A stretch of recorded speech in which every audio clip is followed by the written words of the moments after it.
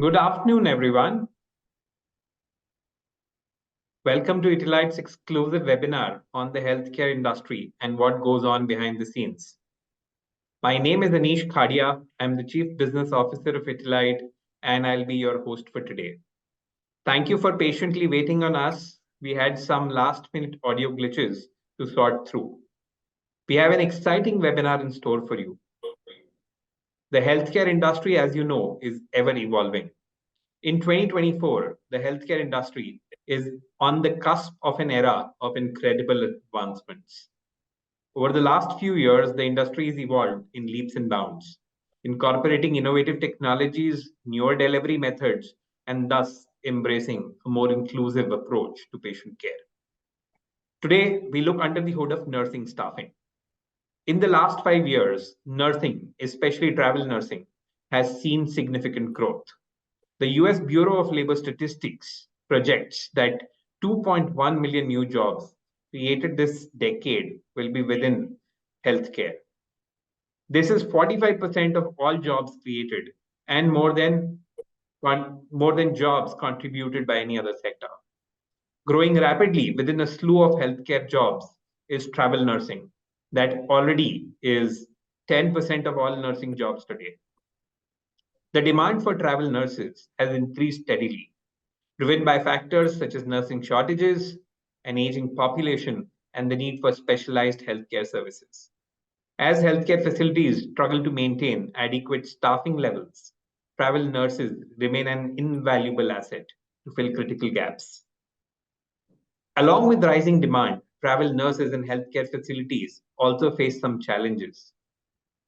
From adapting to new work environments, to building rapport with new teams, to managing complex schedules and navigating new technologies. Travel nursing requires resilience and adaptability. It's essential for both nurses and healthcare facilities to be aware of the obstacles and find ways to address them. Speaking of resilience, I have a particularly tenacious personality joining me today to talk about her journey as a frontline healthcare practitioner and how she managed to become a successful entrepreneur. Please allow me to introduce Dr. Burgundy Herring, the president and founder of Focal Point Medical Staffing.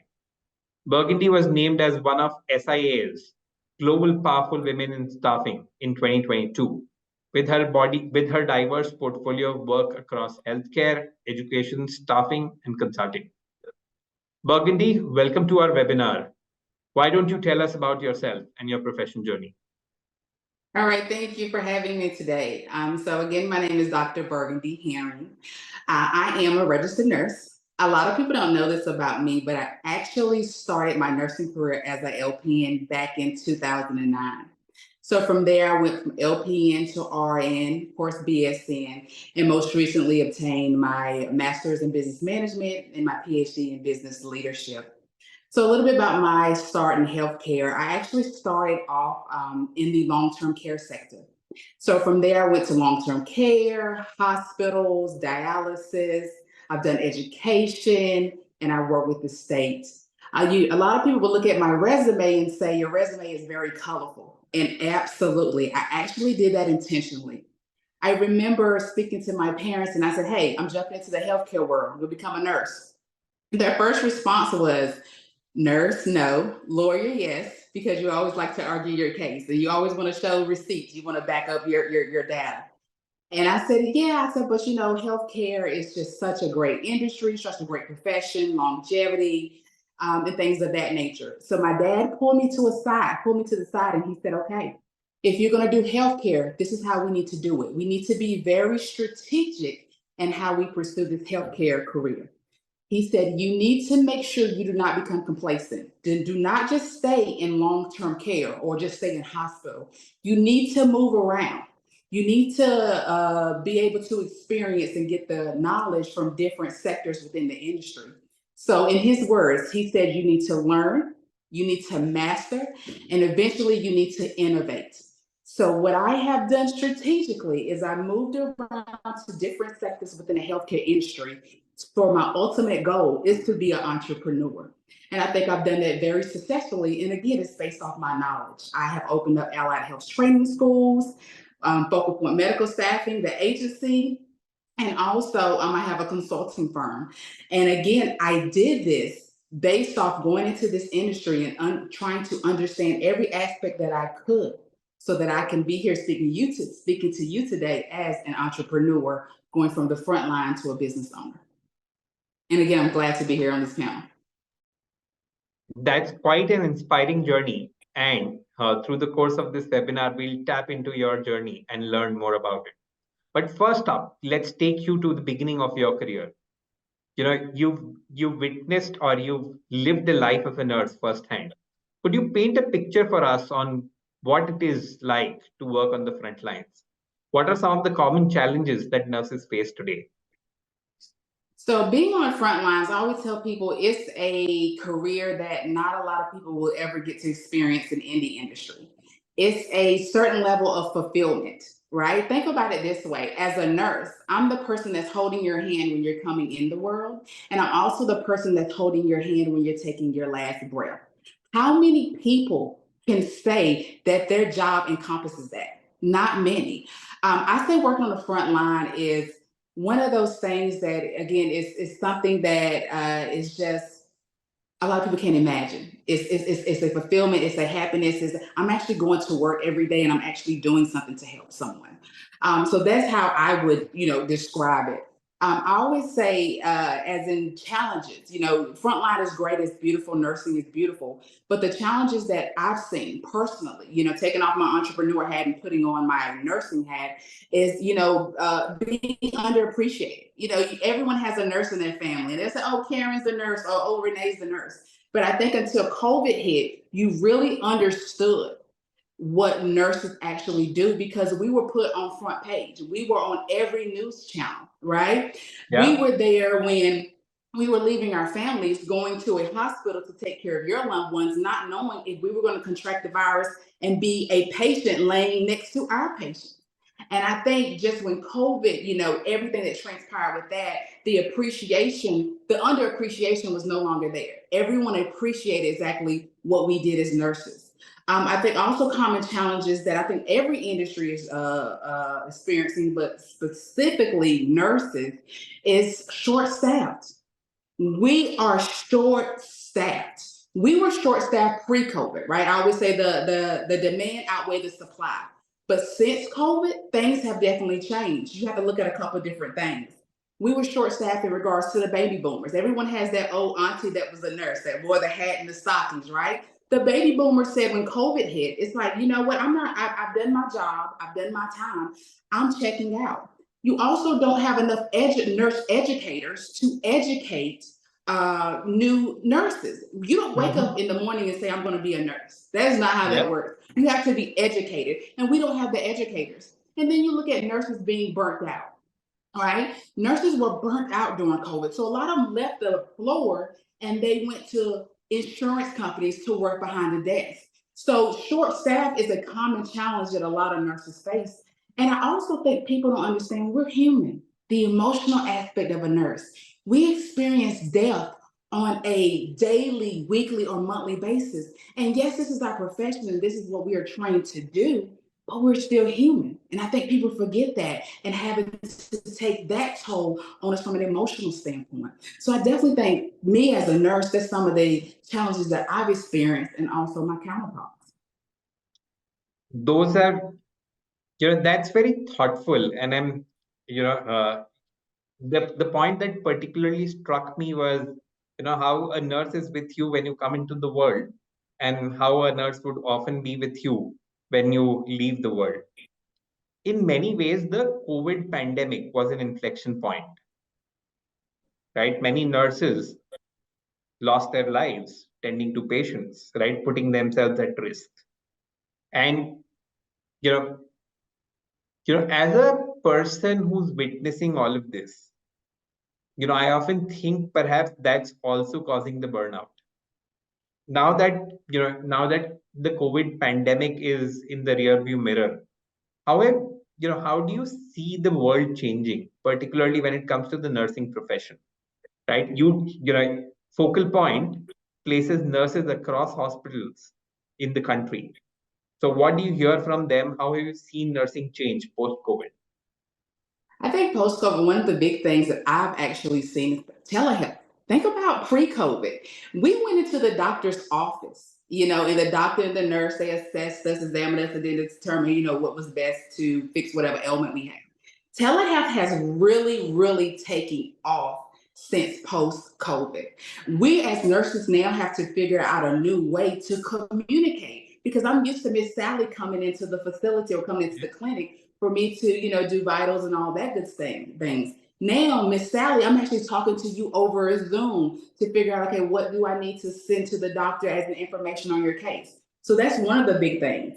Another thing that has recently happened post COVID is the CMS has now has regulated staffing ratios on a federal level. I don't know if a lot of people know that if you're on this call. So some states have staffing ratios, but a lot of them didn't. CPS has recently passed that ruling now where on a federal level, that means every state, there's now staffing nurse to patient ratio. From a nursing standpoint, me putting on my RN hat, that is something that nurses have cried about for years. One of the reasons I remember reading the CMS article that they actually initiated the staffing ratio is because they got a lot of responses from family members, from healthcare professionals during COVID. So COVID skyrocketed that, basically saying, I felt like my mother would have lived or my loved one would have lived if they had the right staff to take care of mom. And from a nursing perspective or nurses, we complained we could only do so much. And I think by CMS hearing those stories, that's why they put the ruling out federally across the board, all states. We now have a staffing ratio. Now, this ratio sounds like a win-win, but I think this also may mean that the nursing staffing shortages or the nurses shortages will become more acute. Do you see that as one of the trends over the next 3 years? What else concerns you about the next 3 years, right? Both the upsides and the downsides. So I think in regards to passing that law, I think you're definitely, facilities are already pushing back. I know this is probably going to try to go to legal, right? They're going to try to hold this up in court. It's because what they're already stating is that we don't have enough nurses to fill what we currently have.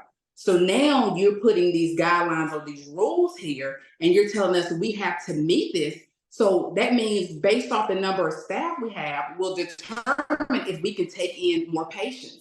So I foresee, again, they're going to challenge it. I don't think this is going to go straight through. I think there's going to be some challenges held up in court because you have a lot of big corporations that are like, what is going on? I also, some facilities are stating, hey, we're going to have to close, right? Because we don't have the staff. I think the state may have to come in and take over some facilities. I see that happen in regards to the new ruling. Over the next 2 or 3 years, I think for facilities to stay open, they're going to have to use some sort of agency.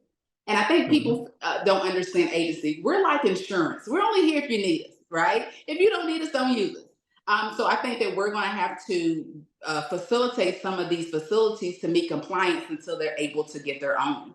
Another thing that I'm seeing, and I think in the next 2, 3 years, we're really going to see due to this new ruling, is that I think a lot of facilities are now going to focus on retaining staff. I think they're going to put a lot of initiatives there. I think before it was disposable. Even though it was a shortage, it was disposable. I think now a lot of their revenue is going to go towards how can we retain the staff we have and how can we lure in more staff. Another thing that I am seeing, and I think it's going to continue to increase over the next 2 to 3 years, is travel nurses. I think during COVID, nurses glorified travel, on all social media outlets. It was travel. Oh, come out here, you make double the money, you get to experience the world and all that good stuff, which is great, I think if you look at generations before me or even my generation, I think that we were all about going to school, getting an education, coming out, getting a career, having a family. I think the new generation is on some, they're like, listen, I'm going to go to school, I'm going to get an education, I'm going to travel the world. That family stuff, we'll get that in our 30s and 40s. And I think when new students or new grads come out, the only reason they're going to go to that staff floor is to get the experience, the 6 months to a year, to ultimately do travel nursing. So I definitely see an uptick in travel nursing, especially among new grads over the next couple of years. Wow, that's a very exciting trend. As I mentioned at the top of the webinar, travel nursing already is about 10% of all nursing jobs today. Now with the new ruling, of course, healthcare facilities will push back. But once the dust settles, one may end up seeing a lot more travel nursing jobs out there as well. Absolutely, I believe so. Shifting gears to another subsection within nursing, which is per diem nursing. Dr. Herring, can you explain how a new market entrant can set up a per diem nursing staffing practice? What are some of the things, or what are some of the benefits of setting up this practice and challenges associated with the model? I know you're giving us, a look under the hood of Focal Point, but we'd love to still hear you. So I think a lot of people are scared to jump into per diem nursing. I love per diem. That is predominantly, I would say, 98 to 99% of my business, which is Focal Point. So per diem does have a lot of moving parts, right? So per diem is scary because it's the unknown. So let's talk about the cons of per diem. Yeah. Per diem actually is going to, again, based off this new ruling, per diem, I foresee in the next couple of years, once the actual rules take effect, per diem is going to be an increase because the facilities, in order for them to stay open, in order for them to meet CMS regulations, they're going to need that per diem staff to come in and fill those holes until they're able to retain their own. So let's go with the cons of per diem.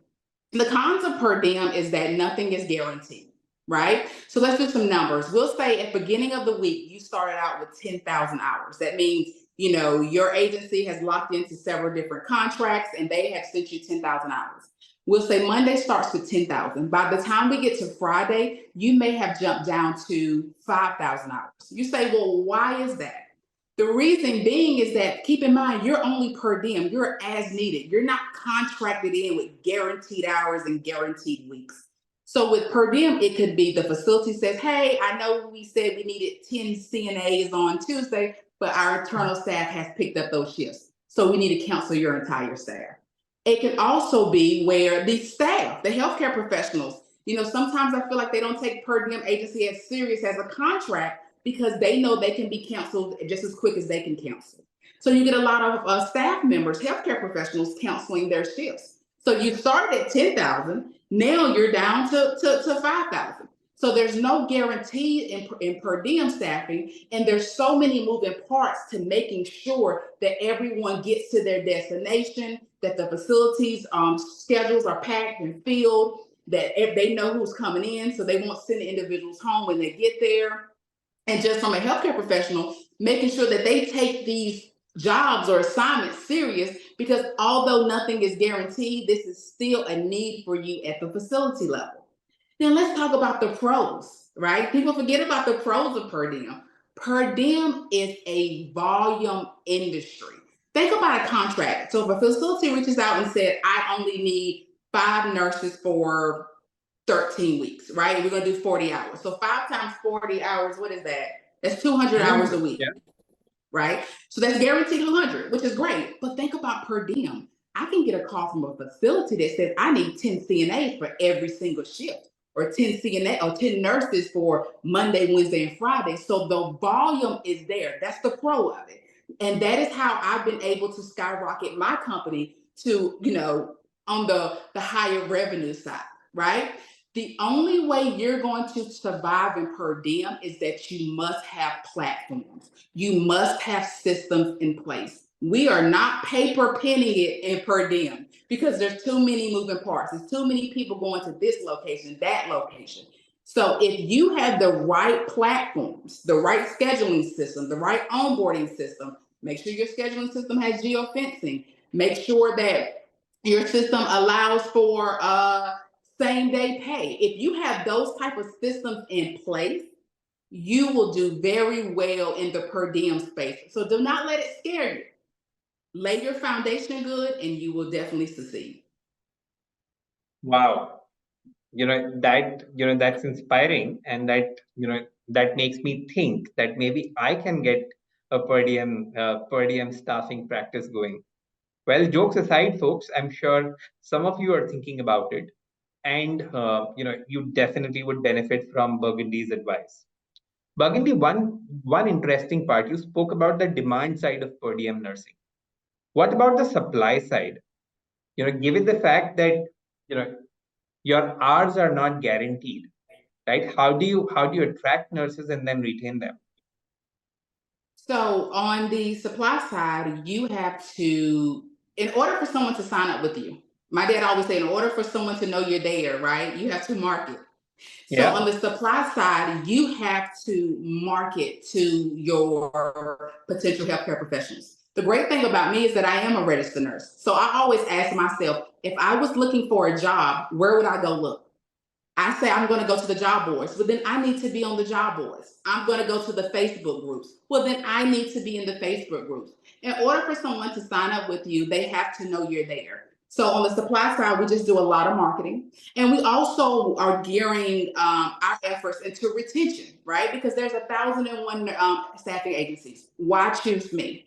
I think we advocate very much for our staff. I remember a situation where a staff member had an incident at the facility. And so we asked this individual, why didn't you let us know what happened? No one notified us. And he said, because most agencies don't care. Right there was the light bulb. It's like, wait a minute. Most agencies don't care, so we need to be the agency that does. So we advocate for our staff. We get a lot of referrals. If you treat someone good, they're going to tell 10 or 20 more people that, hey, this is the agency you need to be in. Now, again, we have our staffing challenges like everybody, but if you create a plan to let people know, hey, I'm here, and once you get them in, treat them well, you won't have such a large turnover as other agencies. excellent. And these are excellent points. You've covered a bunch of very interesting insights. We are near the close of our webinar.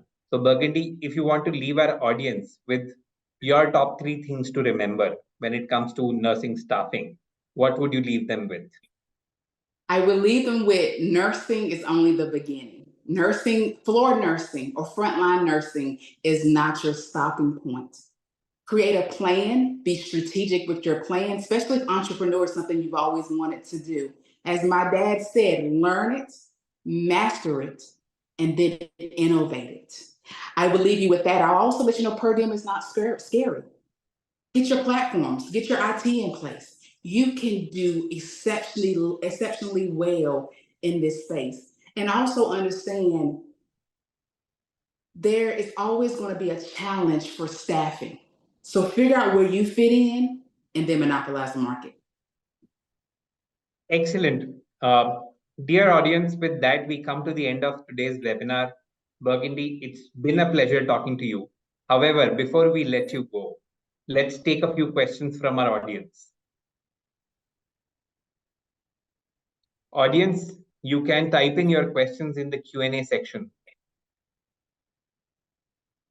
Let's pick up the first question, Burgundy. This one comes from Vinish, who asks, for travel nurses, experience, I'm interpreting his question.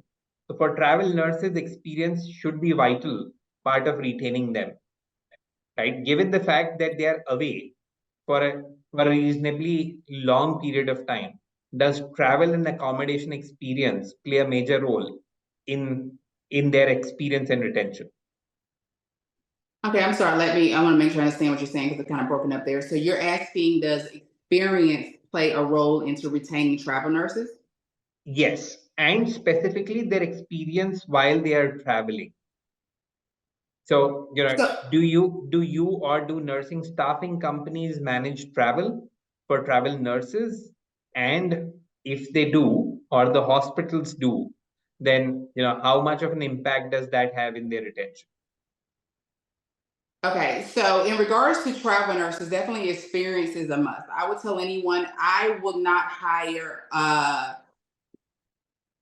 It just really depends. I think sometimes people, we glorify travel nurses so much that we think, oh my God, it's great. When we get out there, you have to understand you're probably going to get the worst patients in the facility, right? Because you're a travel nurse, you're making almost double. So I think you need to be realistic on your expectations when you're traveling. I think to have a successful travel contract and to retain that travel nurse, I think as a company or as an agency, you need to let them know up front exactly what you're walking into, whether it be just you, the agency doing its due diligence, or the agency sending in other travel nurses prior, right? And let them know, hey, this is the experience that the other travel nurses have experienced, or this is what you can expect. And I think for that way, being upfront, being transparent, even the good, bad, and the ugly, right? I think that is the way that you're going to retain travel. I think in regards to, I'm assuming this is the second part, in regards to setting up the travel accommodations, was that the second part of that? Yeah.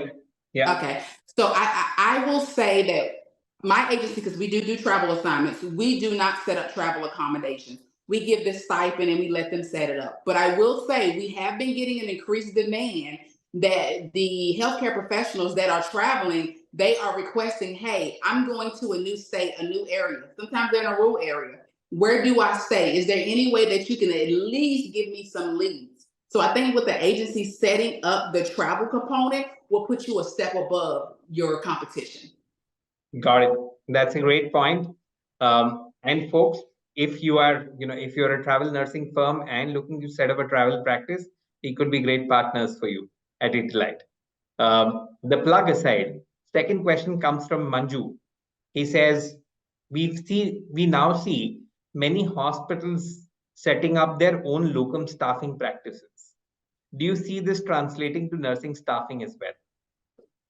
So it's funny you say that. We've actually seen this also in the nursing home space, is that they're trying to alleviate agency. And so they want to set up their own in-house internal float pool is what we call it.